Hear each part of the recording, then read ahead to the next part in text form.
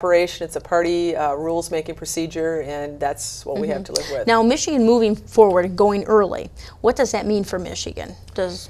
Well, how many states are going to be before us? Well, there's going to be a couple. Of course, Iowa and New Hampshire, and I think Wyoming went ahead of us too at 5, and then South Carolina's ahead. So there's 4 ahead, and then there will be us. I can't imagine anybody else will set a date at this late date to do that. I'm not sure how much of a difference this makes. Everybody has their own opinion. I'm not a political consultant. Right. You know, they don't pay me to do that. I just administrate elections. I never was really that concerned about the date. I was just more concerned about having a primary, because if we couldn't have come together to make this work, the political parties would have held caucuses, which mean it was very closed. So you had to be a party member or a dues-paying member to show up and participate. And I just felt really strongly that everyone should participate. So I didn't really get into much of the date. I just wanted to make sure we had a primary. Right. So if I'm an independent and I show up at the polls on January 15th, am I going to be upset, you think? Well, there's probably going to be some people that are going to be surprised because in my lifetime, we've never done it this way. And even as much as we tried to get the information out and let people know that's how it's going to work, I think some people will be surprised. But, you know, an independent can pick one or the other ballots and vote for it. That particular day, they can be a Republican or a Democrat. Right, whatever they want. Okay. So now this election is coming up pretty quick because we're taping this in December. If I want to vote absentee, I probably already received either an application. Probably shouldn't have received an application, but I may have. If I did receive an application or I requested one, I'll be getting my absentee ballot fairly quickly, is what you're saying. It should be in the next couple of weeks. They've gone to the printers. Most of them have gone this week to the printers, and they should be able to get that to you in the next couple of weeks. You know, it's been a little tough because it'll be over the Christmas holidays, so you're going to have to deal with the mail issue and all of that, but we should be able to get it to you on time. Okay. Any other tips or things that people should know about this primary? Well, of course, we're going to have the photo ID with this primary, too. Oh, that's a good point. Yeah, this will be our second time through that. We did it in November, which went very well, by the way. In fact, the city of Detroit worked out very well, and so the city of Grand Rapids. I actually was in the city of Grand Rapids, went to some precincts and saw how it was working. Everybody was very amenable to taking out their driver's license and showing their photo ID. So one of the things we would encourage everyone to do is, of course, bringing their photo ID with them.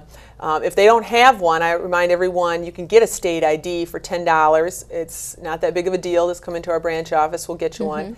And then if you come in and you do forget it, because you know, some people don't have it on them. Hopefully they didn't drive if they don't have it on them, but you know, they must have left it at home or whatever. Then you also can fill out an affidavit. Michigan's a little different than some of the other states.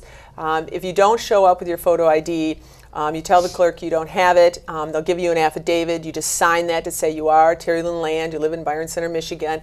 You sign that. They give you a ballot. The ballot, you vote, and it's counted. It's no big deal. You're not going to get stopped. No, it's no big deal. It worked very well before. We actually found, of course, November was a pretty low turnout election, but we only had really about 1 or 2 out of 100 people that didn't have it with them. So what was the purpose to go to the photo ID? Well, actually what happened was it was passed in 1996. The Attorney General ruled that it was unconstitutional, and so then it went to court again and came back last year and said no, it was constitutional. Constitution did allow it, and it was workable, so we've implemented it. You know, we want to make sure that the person that's voting is actually Michelle McManus. Exactly, and I think everyone wants that. They want to make sure their vote is counted and counted correctly, and it's very important to the integrity of the system. And it's really not that much of a burden. I mean, most people have their driver's license with them or their photo ID. And again, if they don't, all they have to do is fill out the affidavit. We have quite a few people in Michigan that, you know, have either a photo ID or a driver's license. And I think it's very simple to do, and most people are very willing to participate. Right. Are there any other issues that are going to be on the ballot? Not at this point. The deadline's kind of come and gone for the legislature to put anything 60 on. days prior to the 15th, and that has so certainly bypassed. Yes, that's long gone. Now, would local clerks maybe have Some locals might. I really hate to say that because I don't know all the municipalities and whether a couple might have it on, but I think the majority of people just find the presidential preference primary. Okay, so if we have our primary on the 15th, which we are going to have, after it went through all the court little hiccups, What happens to that consolidation of elections? Because there is a date in February. Do we have an election then too? Or? No, the legislation changed it so there will not be a February date, which was February 26th. So what's going to happen is that after this election, the 15th, we'll revert back. So next year it'll go back to the February date, and we won't have the January. This is a one-time deal. It's not a long-term deal. So we'll go back to 4 each year. And then, of course, we'll see what happens 3 years from now in the next presidential. Have you been communicating with other clerks, or excuse me, not clerks, secretary of states to see, you know, how they're going to run their presidential primaries or anything like that? Any differences or surprises? Well, every state's a little bit different. Everybody's got their nuances and their culture that's a little different. In fact, I was in Washington a couple of weeks ago, and we had a kind of a symposium on the presidential elections, trying to get the issue out there so more people will look at our regional primary approach. You know, some people don't think it's that big of a deal, and some people are waiting. For example, February 5th is a big day, what they call the Super Tuesday. So a lot of states will be having it during that time. Some states are going all the way to March, and some in June for that matter. You know, there's a lot of things that can happen in a presidential campaign. You know, a candidate may be, you know, doing real well in the polls. They say something. Yep. Boom. You know, so it's never over till it's over, you know, and that's why, you know, you asked earlier about how early that makes a difference. I don't know. Sometimes the end can make a difference too. So you never know. Well, 2008 is going to be a very active year for you. Some other tips throughout the year for voters, when to register, things like that? All that stuff is on our website at michigan.gov/SOS. We keep all the dates on there. Keep in contact with your local clerk, obviously. Where to vote on election day? Yeah. With the 4 elections now, one of the things we've been able to do is be consistent with our precincts.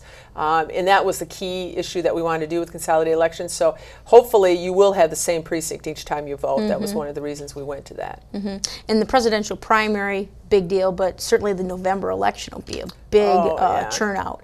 How many people do you think will vote in that kind of an election? Well, you know, we've been talking about that today. I hate to put numbers out there so early, but we do think this will be a very high voter turnout. I don't doubt that. I think the 2 campaigns and the third-party candidates, I don't want to leave all of these folks out, it's going to be very intense. You know, this is the first time in a long time that we haven't had an incumbent running on the Republican or the Democrat side.